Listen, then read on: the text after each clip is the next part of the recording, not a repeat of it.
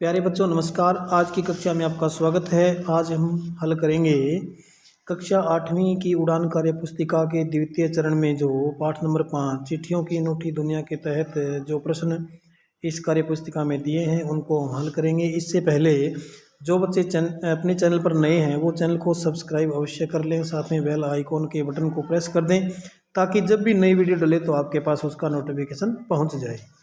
तो देखिए पाठ नंबर 5 में जो है पहला जो है गतिविधि नंबर 1 दी हुई है।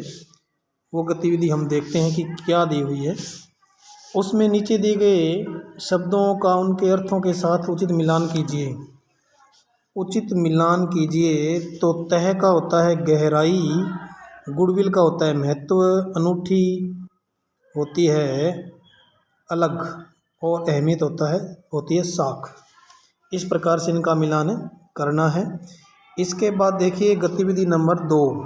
गतिविधि नंबर 2 में क्या है कि निम्नलिखित शब्दों के पर्यायवाची शब्द लिखें। अनूठा, अनूठा, अनोखा, अनोखा और अलबेला भी कह सकते हैं। अलबेला या अलग भी कह सकते हैं हम।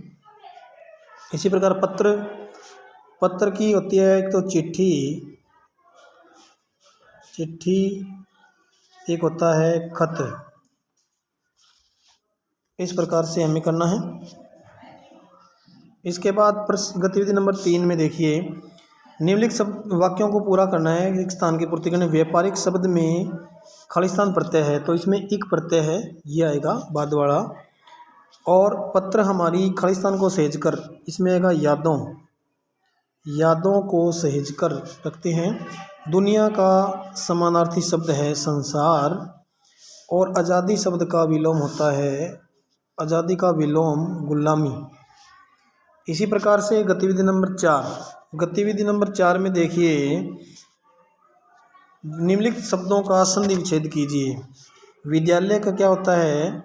विद्या जमा आलय, आलय दीर्घ संधि है, ये विद्यालय बन जाता है।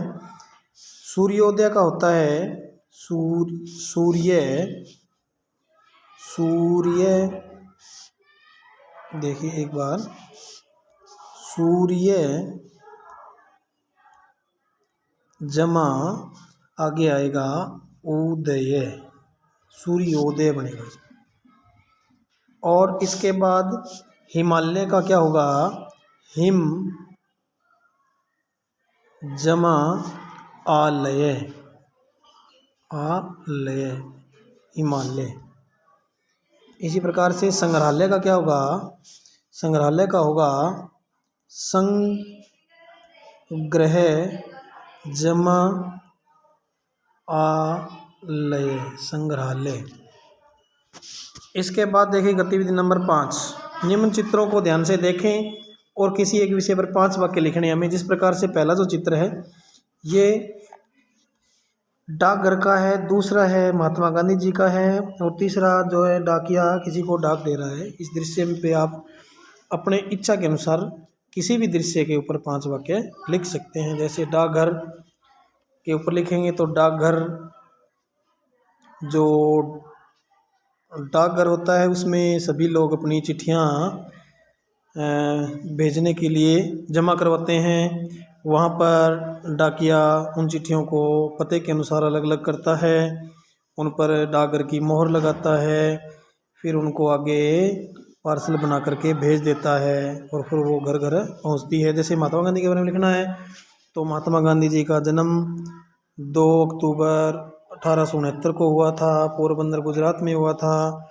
वो एक सीधे साधे इंसान थे और लोग उनको बापू या राष्ट्रपिता भी कहते थे। इस प्रकार से उन्होंने स्वतंत्रता आंदोलन में भाग लिया, स्वतंत्रता में उनका अहम योगदान रहा। इस प्रकार से गांधी जी के बारे में आप जो भी जानते हैं उनके बारे में आप लिख सकते हैं। दूसरा फिर वही है डाक वितरित करने वाला, कि कोई पोस्टमैन वो डाक अपनी जो है जमा करवा रहा है, उसके ऊपर भी आप 5 वाक्य जो भी हैं लिख सकते हैं।